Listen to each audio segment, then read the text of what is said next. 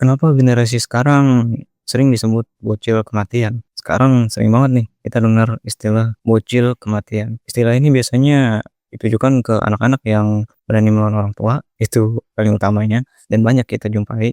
Tidak takut untuk konsekuensi atas hal-hal apa yang mereka lakukan, atau tidak berpikir panjang, dan juga berperilaku ekstrim hanya demi konten. Tapi pertanyaannya, apa emang semakin berani dalam tanda kutip atau sebenarnya ada yang berubah nih dari cara kita mendidik mereka? Mari kita bahas.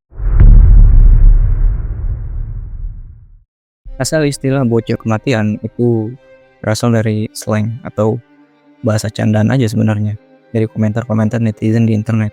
Ditujukan untuk anak-anak yang nekat, nggak takut bahaya, nggak takut dimarahin. Jadi mereka ketika menemukan suatu peristiwa atau suatu hal yang berbau seperti ini gitu, anak-anak yang nekat, anak-anak yang susah diatur gitu kan, mereka tuh nyebutnya langsung bocil kematian. Tapi lama-lama justru istilah ini tuh bergeser jadi kritik sosial, bukan cuma soal nekat tapi soal perubahan karakter generasi. Bandingin nih dari dulu sama sekarang. Dulu itu orang tua lebih tegas, ada batasan yang jelas, anak-anak terbiasa untuk patuh, hierarki keluarga itu kuat. Jadi ada batasan nih antara, atau ada barrier antara orang yang lebih muda ke orang yang lebih tua, dan di situ timbul rasa hormat dan juga respect yang diajarkan. Tapi sekarang itu kelihatan beda, pola asuh yang lebih permisif. Anak-anak diberi kebebasan lebih awal gitu, keleluasaan atas hal-hal yang mereka dapat atau hal-hal yang mereka serap di luar sana. Atau bahkan sekarang di era digital yang sekarang, orang tua itu takut anak-anak trauma. Jadi banyak orang tua yang ingin jadi teman, bukan figur otoritas. Kalian juga ketika punya teman atau punya kenalan, itu pasti banyak ketika kalian bertanya ke mereka, gimana sih nanti kalau mereka itu mendidik anaknya, atau mereka itu mengajarkan suatu hal kepada anak-anaknya, ya mereka pasti jawabnya agar lebih dekat ke anak gitu, atau lebih tepatnya cara mendidik seperti teman gitu, bukan yang benar-benar kayak orang yang lebih tua gitu harus dihormati oleh yang lebih muda. Tapi timbul nih dampak yang lain, anak-anak jadi kurang terbiasa dengan batasan. Jadi mereka tuh seolah-olah nggak ada barrier gitu, nggak ada yang tadi gue bilang, nggak ada rasa hormat, nggak ada rasa respect yang timbul ke orang yang lebih tua, khususnya ke orang tua mereka. Berikutnya itu mereka nggak terbiasa untuk menerima tidak, dalam tanda kutip, itu larangan-larangan ataupun hal-hal yang berbau batasan untuk mereka. Dan juga mereka lebih berani untuk menantang otoritas. Jadi hierarkinya tuh tipis atau bahkan nggak ada sama sekali gitu hierarki yang dari yang lebih muda ke yang lebih tua. Jadi mereka itu lebih terbilang lebih bebas lah gitu didikannya, tanpa adanya batasan-batasan atau tanpa adanya rasa respect atau hormat terhadap yang lebih tua. Padahal itu tuh diperlukan untuk fondasi etika mereka ketika mereka itu di luar sana atau ketika mereka bermasyarakat nanti gitu. Dan pengaruh-pengaruh ini pun jadi lebih, pengaruh-pengaruh eksternal untuk si anak ini jadi lebih berbahaya gitu, jadi lebih terbuka karena memang didikannya yang tadi lebih permisif gitu, lebih nggak ada hierarki antar keluarga gitu. Ini menjadi bagian penting nih. Anak-anak melihat konten viral sama dengan keberanian yang dianggap keren.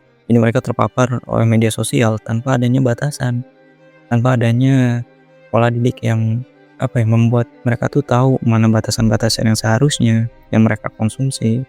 Jadi ketika ada cara didik yang seperti ini, mereka tuh jadi lebih terbuka di saat mental ataupun di saat kondisi mereka tuh belum sepenuhnya siap untuk menerima keterbukaan tersebut. Jadi banyak konten seperti prank orang tua, ngatain guru, ya banyak kalian temuin atau bahkan banyaknya viral lah gitu kan.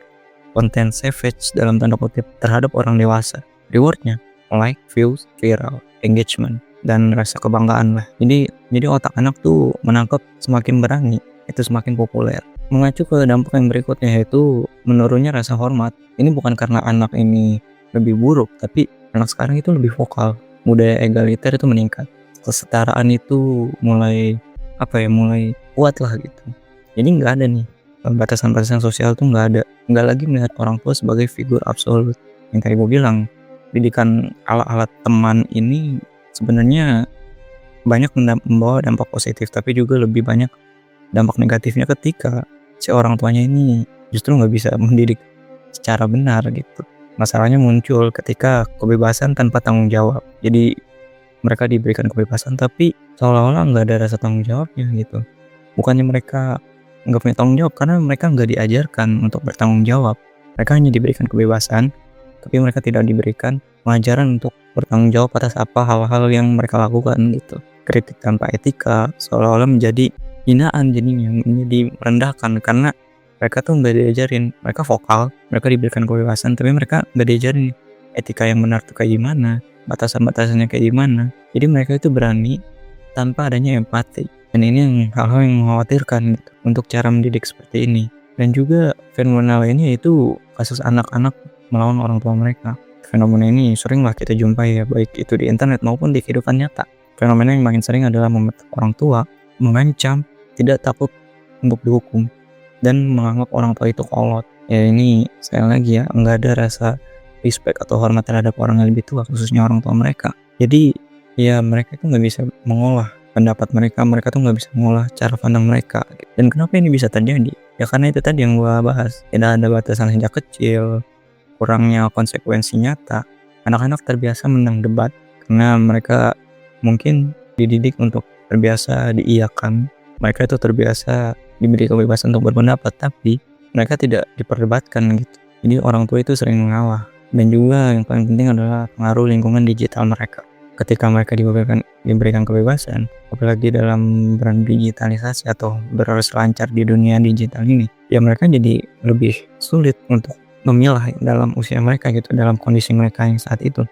Mereka jadi sulit nih memilah mana yang baik untuk mereka, mana yang buruk untuk mereka. Mereka tuh jadi lebih dalam cara itu mereka melihat untuk relate atau enggak ke mereka, cocok atau enggak untuk hidup mereka, cocok atau enggak untuk gaya mereka, stylenya mereka. Tanpa mereka tahu nih baik buruknya. Jadinya banyak perdebatan lah antara mereka itu dengan orang tua mereka, khususnya dengan orang-orang yang lebih tua dari mereka. Tapi bukan berarti semua generasi sekarang atau yang bahkan yang diisi dengan generasi alpha ini seperti itu. Justru banyak juga generasi sekarang yang kritis dan berani karena berpikir. Ini sisi positifnya ya. Mereka itu nggak takut untuk menyampaikan pendapat, lebih aware dalam mental health mereka gitu, lebih aware dalam kondisi diri mereka gitu, dan juga nggak pengen untuk patuh buta, dalam artian mereka tuh nggak langsung mengiyakan gitu. Mereka itu lebih menganalisa terlebih dahulu ketika ada hal-hal yang ditujukan ke mereka atau hal-hal yang diperintahkan ke mereka gitu. Mungkin ini bukan soal generasi mana yang salah, tapi soal perubahan zaman yang terlalu cepat. Orang tua berubah, anak pun ikut berubah, gaya didik mereka berubah, terus juga pengajaran mereka kepada anak-anak mereka itu berubah. Otomatis bentuk dari si anak itu, tumbuh kembang anak itu berubah juga. Tapi nilai rasa hormat itu juga nggak ikut diajarkan, dan akhirnya banyak anak tumbuh berani tapi nggak diajarkan bagaimana cara untuk menghormati. Jadi seolah-olah itu mereka lebih kepada tumbuh dalam artian seolah-olah ke arah membangkang gitu. Padahal itu yang diajarkan ke mereka, kebebasannya itu gitu. Jadi mereka tuh nggak berpikir bahwa ini tuh salah, tapi ini tuh ya memang nggak diajarin ke mereka gitu. Banyak anak bebas tapi nggak diajarkan batasan-batasannya. Jadi mereka nggak tahu nih mana yang seharusnya mereka tahan atau mereka kendalikan, mana yang enggak gitu. Karena kebanyakan anak atau kebanyakan generasi sekarang itu berani tapi nggak tahu nih batasan-batasan. Jadi seolah-olah itu mereka nggak menghormati, seolah-olah itu mereka itu nggak ada rasa respect yang lebih tua ataupun orang-orang yang memang lebih berpengalaman. Jadi balik lagi ke cara didik mereka ini gimana gitu. Dan di titik inilah lahir istilah yang kita kenal hari ini, yaitu bocah kematian. Jadi kesimpulannya adalah tergantung cara kita mendidiknya, tergantung cara kita pendekatannya ke mereka gimana. Memang karena seiring perkembangan zaman juga cara mendidik generasi-generasi berikutnya itu berbeda juga. Kita nggak bisa samakan cara mendidik generasi sekarang ini sama yang kayak dulu gitu. Itu sangat berbeda karena zamannya pun berbeda, media-medianya pun berbeda, apalagi ditambah informasi yang sangat cepat.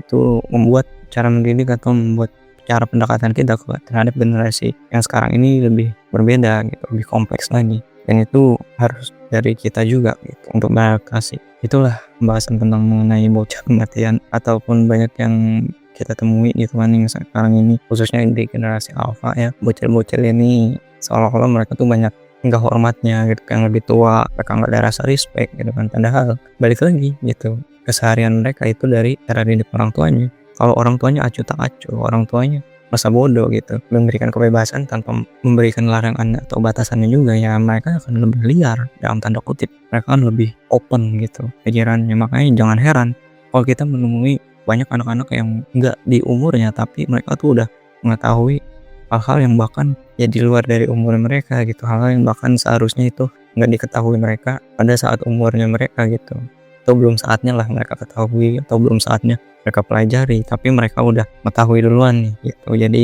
baik lagi ke cara didiknya, baik lagi cara pendekatan ke merekanya gimana gitu. Itulah kita harus, apalagi khususnya kalian-kalian yang udah menjadi orang tua, itu harus lebih bijak lagi dan harus lebih belajar lagi cara parenting, cara untuk mendidik khususnya zaman sekarang ya, generasi saat ini di era digital ini ya, yang semakin cepat, yang semakin modern, itu bagaimana. Seperti itu, mungkin itu aja pembahasannya kali ini. Sampai bertemu di konten selanjutnya, semoga ini bisa membantu kalian. Gue Rahmat, sampai jumpa.